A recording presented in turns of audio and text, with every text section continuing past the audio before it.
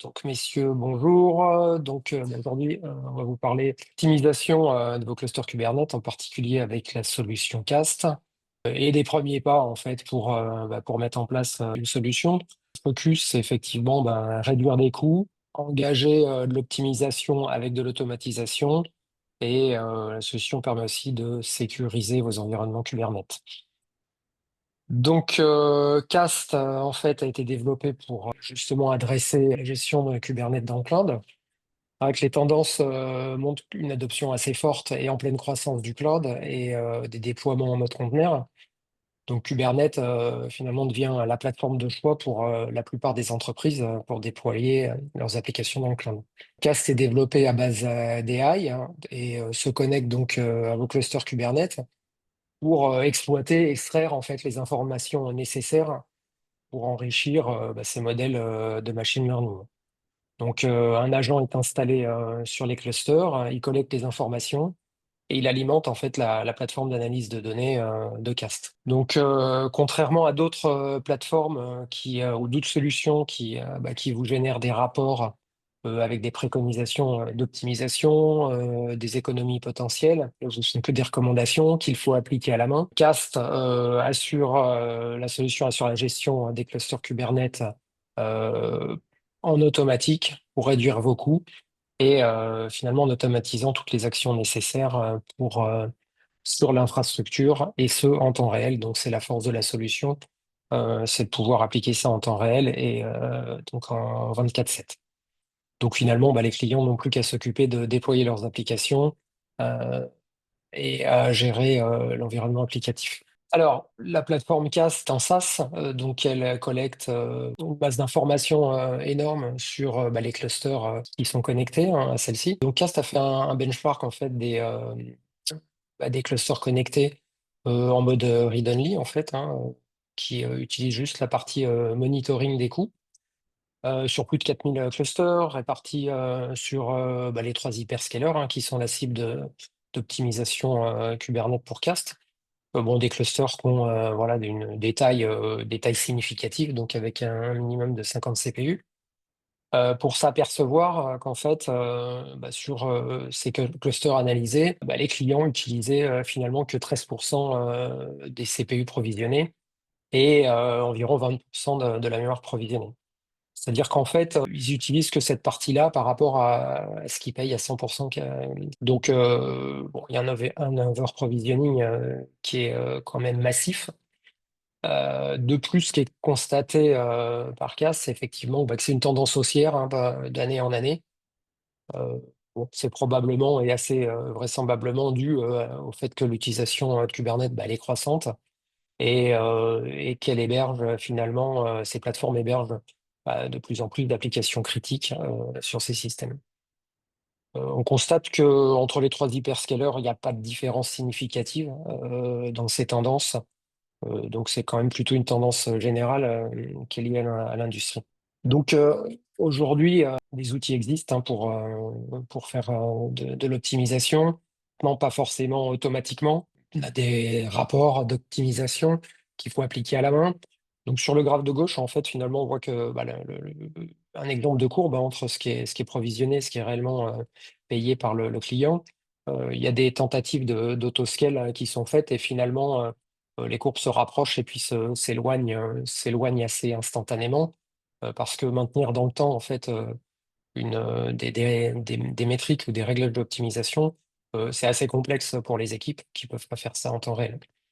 Euh, c'est là le point fort de la solution Cast, c'est de pouvoir assurer aux clients que la courbe de provisioning va être la plus proche de la courbe des besoins. Donc, et réduire donc significativement les coûts. Donc c'est quand même un point commun des clients aujourd'hui, hein, c'est que ils ont tous manifesté en fait les mêmes challenges, hein, de coûts, hein, de coûts croissants, assez exponentiels, de besoins dans des scénarios finalement assez différents et propres à leur activité, mais globalement qui sont sur des ressources accrues ponctuelles par rapport à des saisonnalités, comme le Black Friday, donc qui conduit finalement à over-provisionner à un instant T mais sans pouvoir vraiment gérer la courbe au plus près du besoin réel, donc en sécurité, on overprovisionne massivement. Et on arrive plus ou moins à gérer de l'upscale, donc c'est-à-dire augmenter en fait les ressources, mais c'est très difficile de gérer le downscale, donc de revenir à des utilisations de ressources normales en cas de baisse d'activité. Donc c'est dans ce contexte-là que les clients qui sont voilà, sur cette diapo ont démarré l'aventure avec Cast, ont pour certains d'eux ou pour la plupart fait des tentatives avec des outils finalement tels Carpenter qui apportent voilà, un premier niveau d'optimisation, mais qui ne peut pas permettre de porter de l'optimisation sur la partie infrastructure, par exemple, et pas sur la partie workload, ou qui ont des limitations qui sont significatives, ce qui font que voilà, les clients en question ont pu basculer facilement sur Cast, parce que Cast leur a apporté voilà, cette autonomie et cette automatisation euh, autour de la gestion de Kubernetes. Il y a un autre élément aussi qui était prépondérant dans le podcast pour ses clients, c'est l'automatisation en fait de l'utilisation des spot instances. Donc, bon, vous savez probablement que les instances spot sont des instances qui sont fortement discountées du fait de leur durée de vie limitée. Et finalement, c'est assez tentant de les utiliser, mais ça peut être assez risqué pour des applications critiques car la vocation, c'est d'être éphémère et donc de s'éteindre sans prédiction.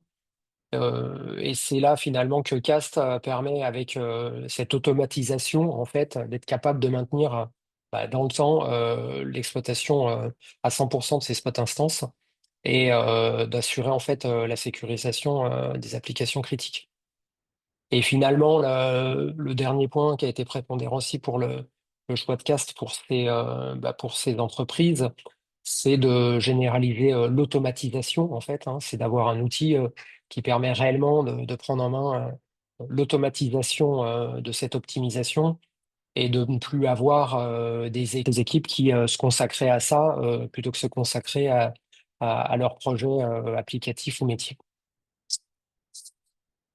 Donc la solution Cast, finalement, elle est en SaaS. Elle permet de faire un dashboard donc pour monitorer les coûts, euh, donc tel qu'on le voit ici. Euh, les coûts sont significatifs dès la connexion en fait avec la plateforme. Il y a deux leviers en fait d'optimisation. La partie infrastructure, donc en fait les instances qui sont que vous achetez chez un des hyperscalers. Donc, c'est être en capacité de choisir les meilleures instances, celles qui sont les plus efficientes en termes de ressources et en termes de coûts.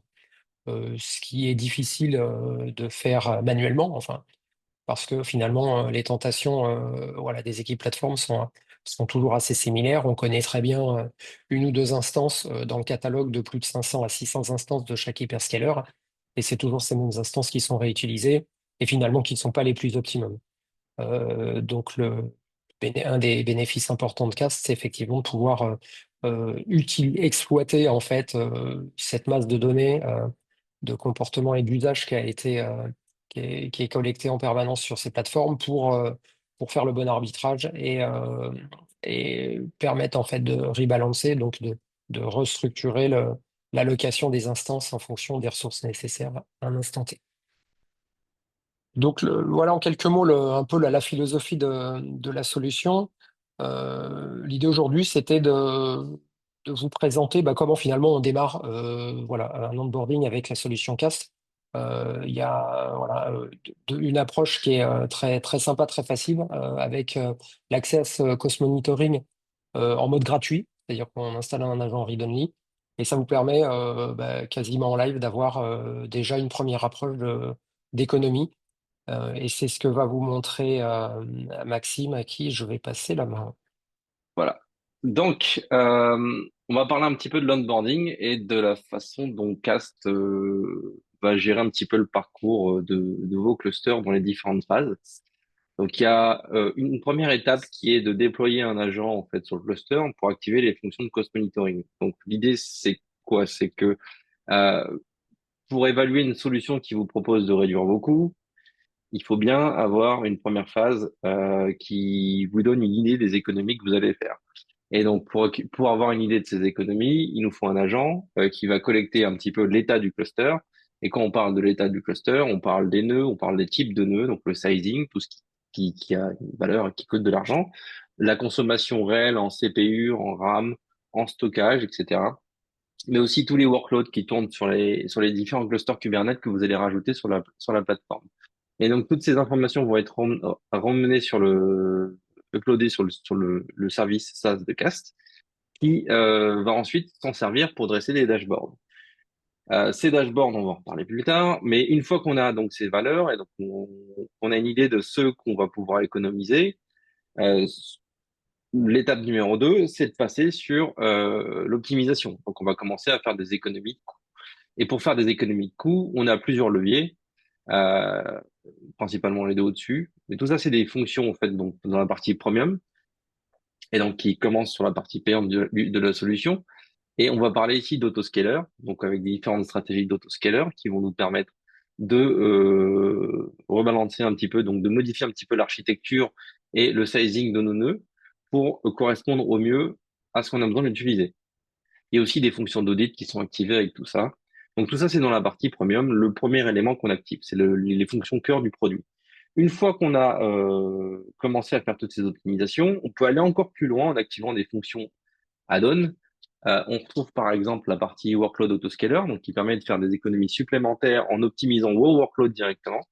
Donc ça, c'est encore un autre sujet, on l'aborde pas forcément en détail dans ce webinaire-là, mais l'idée, c'est de faire du vertical, du scaling vertical, et donc d'adapter un petit peu la consommation de vos workloads, donc de vos déploiements, de vos pods, à leur utilisation réelle, parce qu'il y a aussi de l'over-provisioning au niveau de vos workloads, pour plein de raisons. Et donc l'idée, c'est de permettre à Cast de réadapter en temps réel le sizing des workloads en fonction de ce qu'ils ont réellement besoin.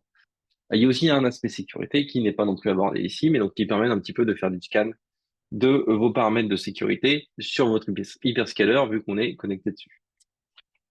Donc tout ça, c'est des features un petit peu séparées. On va commencer par parler de la fonction de cost monitoring, qui est la première qu'on déploie. Donc c'est un mode en read-only. Cast ne va rien faire sur votre cluster. Il va se contenter de faire des snapshots un petit peu de l'état du cluster toutes les 15 secondes. Donc c'est des snapshots incrémentaux, hein. Donc on va récupérer l'état du cluster et puis ensuite on va récupérer un petit peu toutes les évolutions du cluster. Tout ça pour pouvoir dresser des graphes et pour fournir. Donc l'objectif c'est de fournir une évaluation un petit peu de ce qu'on peut gagner comme en coût. Qu'est-ce qu'on peut économiser? Donc, on va comparer ce qui est utilisé réellement par rapport à ce qui est provisionné. Et donc, pour faire tout ça, on a besoin d'avoir un accès au cluster. Donc, ce que vous allez avoir besoin de faire, c'est récupérer un accès kubectl, donc avec des privilèges d'administration, etc., sur votre cluster Kubernetes. Donc, bien sûr, on va aussi parler du cas où vous déployez vos clusters à travers un pipeline GitOps avec du Terraform ou autre chose. Mais cas standard, usage de base, vous déployez ça avec kubectl. Cas vous fournit un script. Et donc, à quoi ça ressemble? On clique sur Connect Cluster en haut à droite, on récupère le script et on va le coller, on va l'exécuter. Donc, c'est un manifeste Kubernetes. Il va déployer. Donc là, j'ai un cluster 3 nœuds sur du GKE. Je déploie le script, le manifeste, et j'ai dit, OK, c'est bon, j'ai exécuté le script. Et donc, le cluster va remonter sur la console cast. Donc, c'est un petit peu accéléré. Tout ça, ça prend un petit peu plus de temps en temps réel. Mais voilà, après, vous avez votre cluster qui remonte. Une fois qu'on a notre cluster dans la console cast, donc on le retrouve dans la partie cluster list, et idéalement, on laisse cast analyser un petit peu les données, parce que pour être en mesure de fournir des données qui sont réelles, il lui faut quand même un petit peu de temps pour déterminer l'évolution en consommation de ressources des différents workloads. On se doute bien que si on a un workload qui a des pics de charge et de consommation, par exemple, à certains moments dans la semaine, peut-être qu'on va vouloir laisser tourner Cast pendant une semaine ou deux, parce qu'on sait qu'on va avoir un comportement qui va varier en fonction de certains pics d'audience, en fonction de certaines conditions. Et donc, on va vouloir laisser Cast les analyser pour avoir la récurrence de ces événements et pouvoir s'adapter. Mais en pratique, il faut juste 30 minutes d'analyse. Ça nous donne 30 minutes de métrique. Et à partir de là, Cast est déjà en mesure de nous fournir une idée un petit peu des économies qu'il va pouvoir nous faire faire. Et c'est là qu'on rentre dans la partie du coup cost monitoring. On a onboardé notre cluster et là maintenant on va parler de supervision de coûts. Et donc ça c'est le mode read-only, hein, c'est le premier agent que vous déployez. Il est gratuit. Et donc le premier écran qu'on va avoir c'est l'écran de dashboard. Donc l'écran de dashboard c'est un écran un petit peu assez long dans lequel on retrouve toute la configuration de notre cluster et surtout les données qui sont utiles dans ce qu'on veut faire.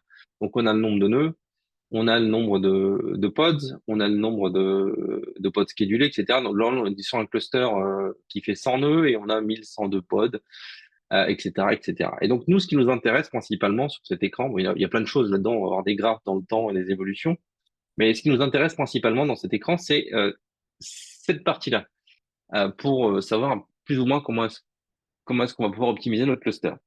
Donc en vert, on a l'utilisation réelle, donc qui correspond à ce qui est réellement utilisé sur le cluster. Donc là, on retrouve des notions un petit peu de Kubernetes où on va avoir la partie request et la partie, donc en bleu, requested, et la partie utilisée en vert. Donc request, ça va être sur Kubernetes, en gros, c'est quand on déclare un workload, on va lui dire j'ai besoin de tant de quantité de CPU, tant de quantité de mémoire. Et en vert, c'est ce qu'on utilise réellement. Donc déjà, on voit qu'il y a un léger gap entre les deux, donc il y a potentiellement moyen de faire de l'optimisation dessus. Mais la partie euh, la plus over-provisionnée, c'est la taille des clusters en eux-mêmes. Donc on va s'apercevoir qu'on a à peu près 50%, plus même, des ressources qui sont non utilisées. Donc aussi bien en CPU qu'en RAM, ça varie en fonction de ce qu'on a besoin de faire. Et là où Cast va enfin, va se concentrer, c'est sur la partie CPU parce que c'est ce qui coûte le plus cher. Et donc, dans l'autre écran qui est ici Available Savings, donc qui nous donne une idée d'un petit peu de ce qu'on peut économiser sur notre cluster, on va avoir un pourcentage de d'économie. Donc ça, c'est le pourcentage idéal si on active toutes les fonctionnalités et qu'on active un petit peu toutes les options. Et on va voir qu'on a différentes fonctionnalités qu'on peut activer. Le coût mensuel qu'on pourrait récupérer, donc l'argent qu'on pourrait gagner par rapport à ce que ça nous coûte aujourd'hui, et le coût annuel. Et on a aussi l'écart, bien sûr, entre ce qu'on paye aujourd'hui et ce qu'on paierait en activant Cast avec les fonctions d'autoscaler de Cast. Donc là, on est sur un cas où on a une estimation moyenne de 65% d'économie. Et à chaque fois, donc ces estimations vont pouvoir être modulées en fonction des fonctionnalités qu'on va souhaiter activer. Donc, dans certains cas, par exemple, on va pouvoir faire du spot. Donc, ici, on a des petites cases à cocher, soit pour du spot instance, soit pour activer la partie ARM, soit pour du cluster scheduling. Et on va parler de chacune de ces fonctionnalités. Donc, j'ai une question sur le spot instance. Qu'est-ce que c'est? Donc, Arnaud l'a un petit peu détaillé. C'est des ensembles d'instances qui sont sous-utilisées ou pas utilisées. Et donc, on a des hyperscalers, GKE, Amazon, AKS ou EKS, qui se retrouvent avec des instances qui ne sont pas utilisées, donc qui ne leur apportent pas d'argent. Et donc, ils ont un data center qui tourne pour rien.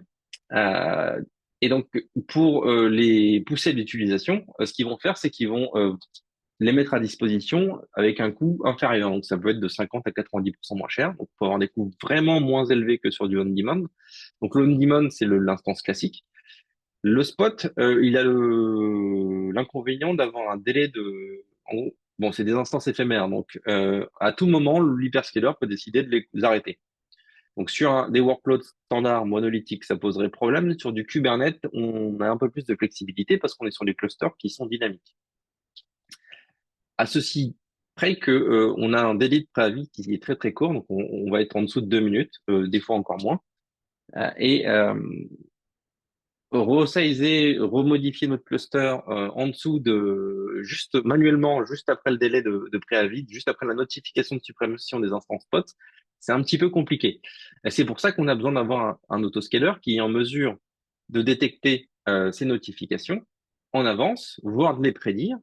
Et c'est là où Cast va tirer un petit peu son épingle du jeu, c'est que Cast a un modèle prédictif à base de machine learning et à base d'outils IA qui est en mesure de détecter une interruption.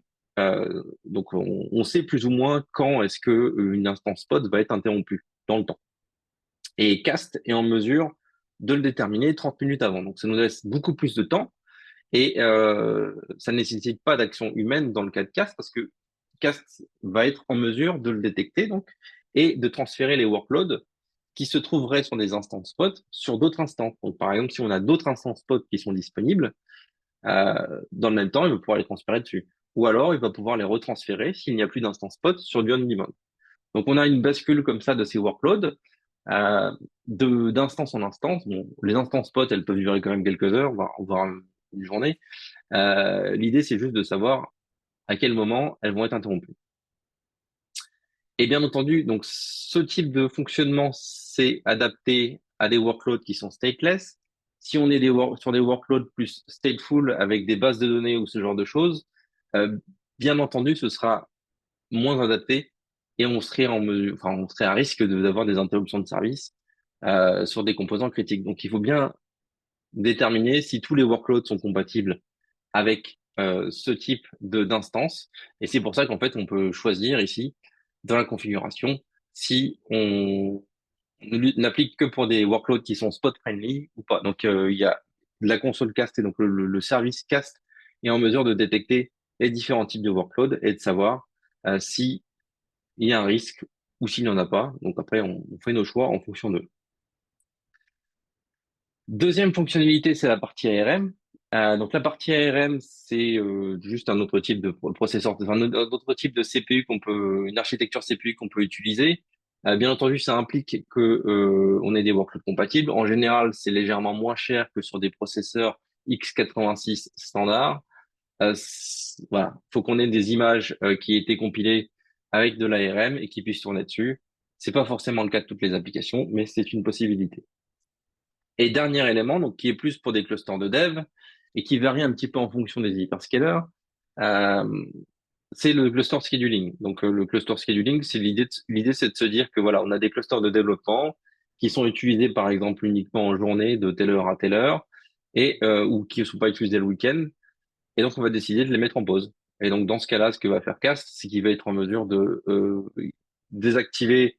Alors il y a certains hyperscalers qui permettent de suspendre carrément un cluster.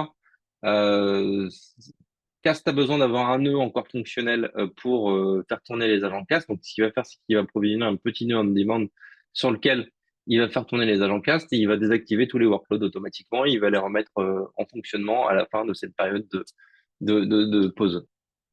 Et donc ça permet de réduire drastiquement aussi les coûts si on désactive tous les workloads, par exemple en fin de journée, parce qu'on considère que sur des clusters de dev, on n'a pas d'interaction dessus le soir ou le week-end.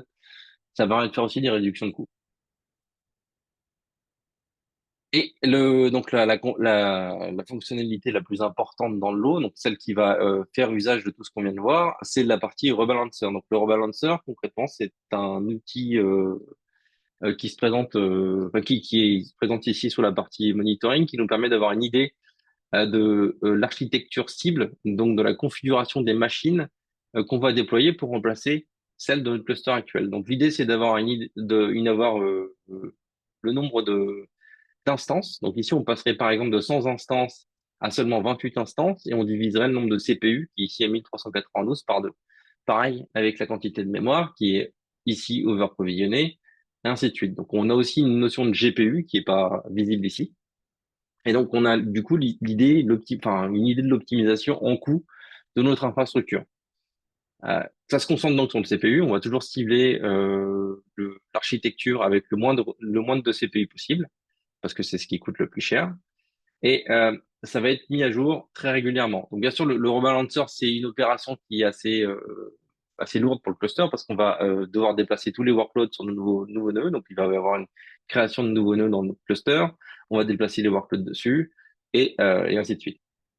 Jusqu'à ce qu'on puisse supprimer les anciens nœuds et arriver à notre configuration finale.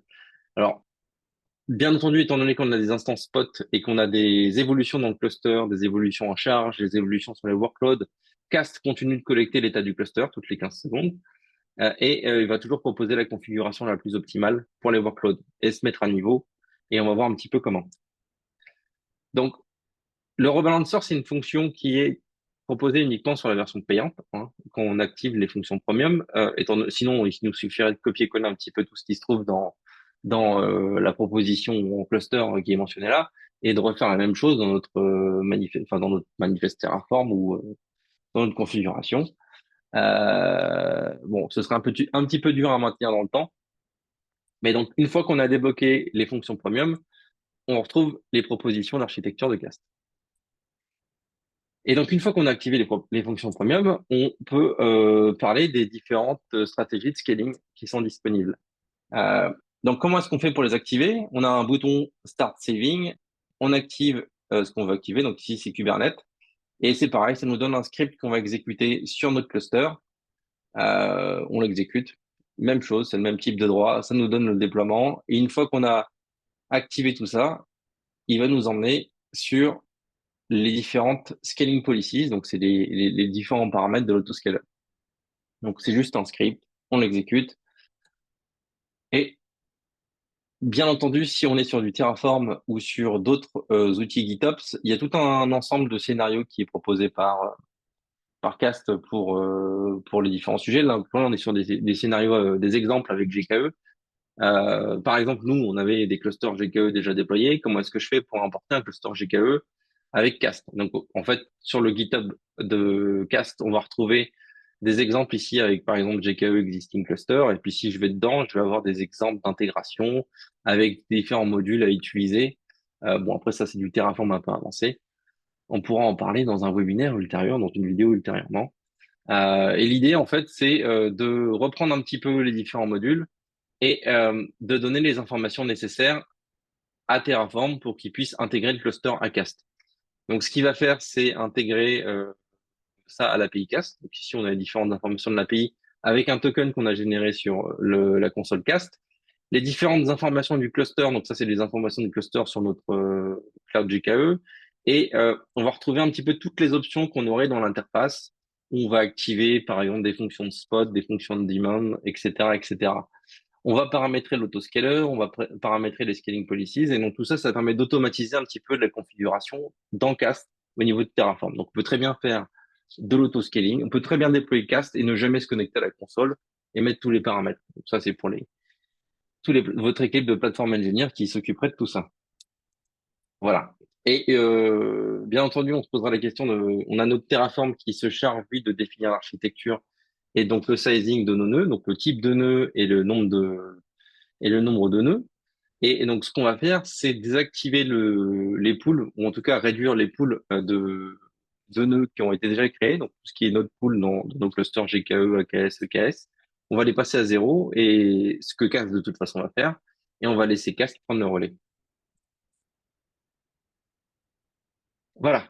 Et donc ensuite, on va parler un petit peu de toutes ces stratégies d'autoscaler, et on en a plusieurs. L'autoscaler, l'idée, c'est d'avoir une intelligence qui est en mesure de gérer l'upscale donc du cluster pendant les heures d'affluence. Donc quand j'ai une pic d'audience, je vais avoir un upscale, et je vais augmenter la taille de mon cluster. Et quand mon cluster va être sous-utilisé, je vais faire du downscale, donc je vais compresser un peu mon cluster, du min-packing. C'est un peu comme dans un train où on a plein de passagers qui sont répartis sur plusieurs wagons. On va les déplacer tous dans le même wagon, histoire d'optimiser un petit peu l'espace et peut-être de supprimer des wagons. Bon, dans un train, on le fait pas parce que de toute manière, ils voyagent comme ça, mais c'est un peu l'idée. C'est aussi l'autoscaler qui va aussi se charger de tout ce qui est check des instances spot, remplacement avant expiration, etc., etc. Donc, on a trois autoscalers. Le premier, c'est l'Unscheduled Pod Policies. Et donc, c'est lui qui se charge de déterminer, de détecter. En fait, il va détecter tous les pods qui sont en attente, donc qui sont pas schedulables, parce que, par exemple, on n'a pas assez de ressources. Et dès qu'il détecte qu'on a un pod qui n'est pas schedulable et qui est en attente, on va avoir une tâche automatique de cast qui va aller provisionner un nouveau nœud. Donc, ça peut être provisionner un nouveau nœud, ça peut être changer le type de nœud en fonction de ce qu'il y a besoin de faire.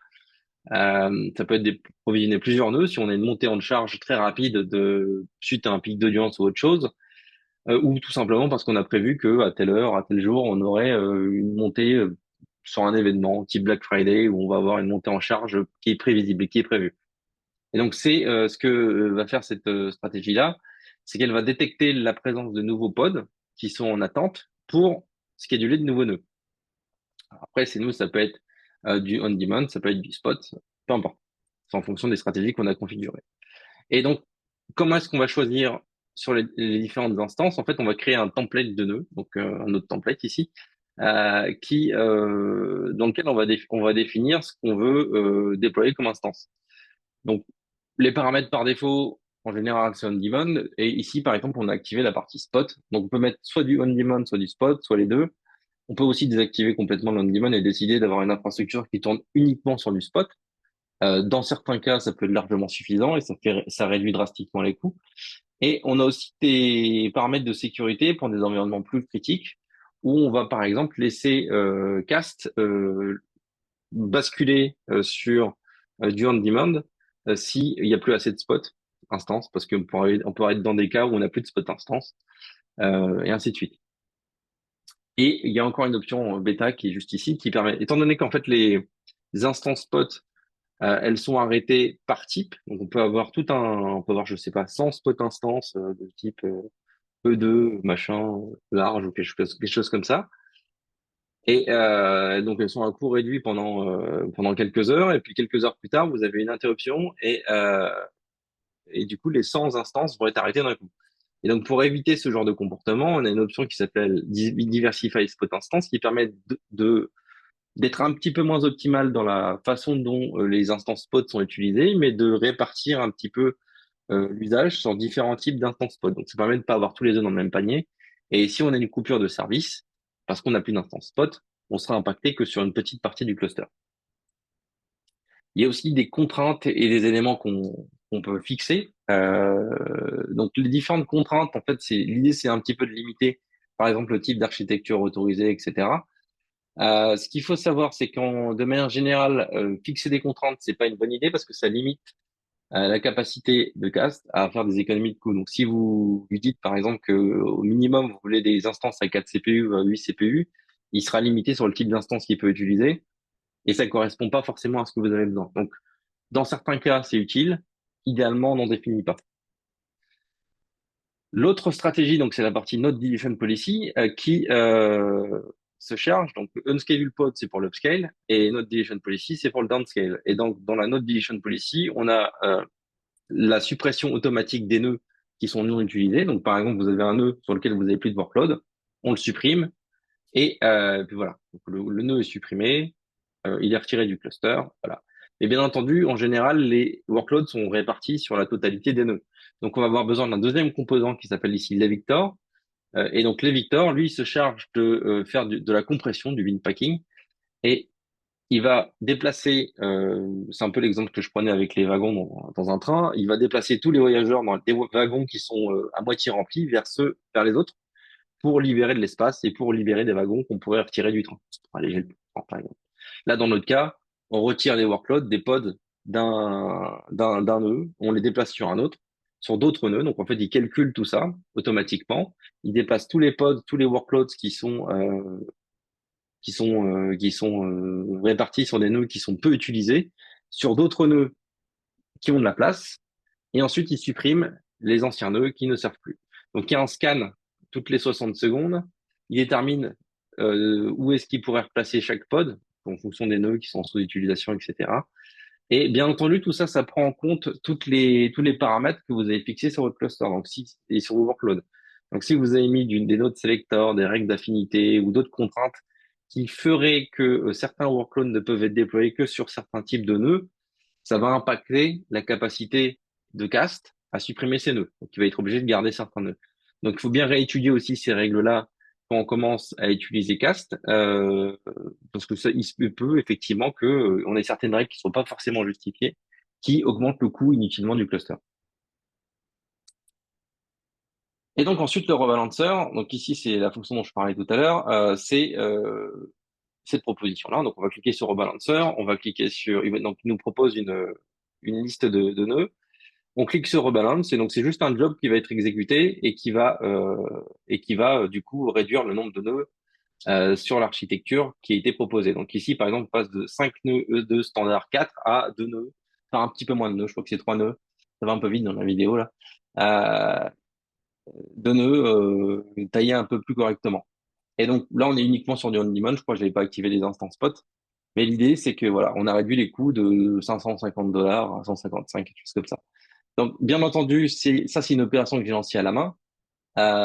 Idéalement, on la schedule. qu'on fait un schedule quotidien, par exemple, si on veut pas avoir d'interruption de service en journée, parce qu'il va devoir déplacer les différents workloads. Et peut-être que pour certains clusters, on peut vouloir avoir un schedule un peu plus rapide, plusieurs fois par jour, parce qu'on est sur du stateless, parce qu'il n'y a pas d'impact, parce que c'est pas trop gênant. Et on sait qu'on va avoir une variation assez rapide de l'utilisation du cluster. Et donc, une fois qu'on a lancé notre balancer, ce qui se passe, c'est que on va avoir donc ici, par exemple, j'étais sur mon utilisation avec mes 5 nœuds qui étaient un petit peu surutilisés. On lance l'opération de rebalancer, il provisionne des nouveaux nœuds. Donc, c'est pour ça qu'on a un petit pic ici de montée en charge, enfin du nombre de CPU. Et ensuite, il détruit les anciens nœuds. Donc, une fois qu'il a détruit les anciens nœuds, paf, on voit que la courbe, elle redescend. Et on est un petit peu plus proche. Donc l'idée, c'est d'avoir l'espace blanc ici le plus petit possible. Donc bien sûr, il y a toujours un léger overhead parce qu'il faut être en mesure de gérer une montée en charge brusque. Et on peut, bien entendu, avec le type d'instance, des fois, c'est pas possible d'arriver à un overhead plus petit. Mais voilà.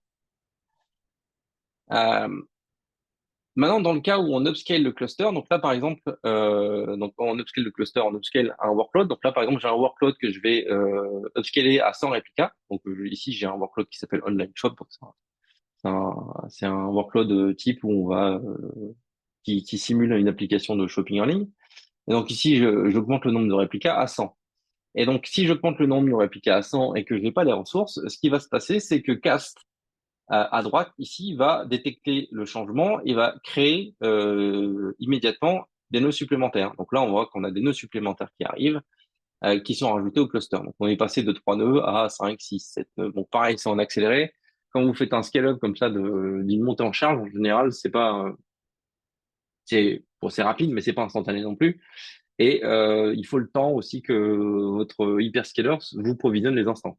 C'est pas comme ça, mais le réajustement de la charge et du nombre de nœuds est assez rapide. Et donc, une fois qu'on a notre upscale, on voit l'impact. Donc là, il vient juste d'être fait. On voit l'impact sur la courbe ici qui monte d'un coup. Donc, on passe de à peu près, je sais pas, une quinzaine de CPU. Voilà, on n'était pas grand-chose, on était à 2-3 CPU à 90 parce qu'on a eu un upscale brusque de notre infrastructure qui a dû suivre la charge. Et donc là, c'est un screenshot de la courbe quelques heures plus tard, parce que on a fait un downscale, donc on est revenu à la normale, et donc on repasse après ce pic de charge brusque. Donc on a vu que automatiquement euh, Cast a réévalué la taille du cluster pour répondre aux besoins. Et une fois que le pic de charge est passé, une demi-heure plus tard, paf, on a un retour à la normale. On a un nombre de nœuds qui est réduit et le nombre de CPU qui est aussi réduit. Voilà. Donc c'était une petite présentation de Cast avec les différentes scaling policies et un petit peu ce qu'il est en mesure de faire. Alors, on a eu des questions. On a eu une question concernant oui, la plus-value de Cast par rapport à Advisor pour Azure. Donc, la particularité de Cast, c'est que déjà, ça permet de gérer dans une solution unique les trois hyperscalers, donc Microsoft, Google et AWS. Donc, ce qui permet en fait de pouvoir optimiser encore plus les coûts, puisque pouvoir aller sur la plateforme qui est la plus cost efficient. Par ailleurs, vous avez pu voir dans la présentation qu'effectivement, il y a cette première partie de gestion des dashboards des coûts qui permet de monitorer en fait les coûts. Hein, on est vraiment axé sur les coûts, euh, donc en temps réel, et de pouvoir finalement appliquer les recommandations préconisées par Cast. Donc, ce qui n'est pas forcément le cas dans Advisor, même s'il y a quelques fonctions d'autoscale, ou comme dans Carpenter d'ailleurs, d'AWS, où les fonctions sont vraiment très limitées. Là, avec la solution Cast, on a vraiment une solution d'automatisation complète et d'optimisation pour Kubernetes.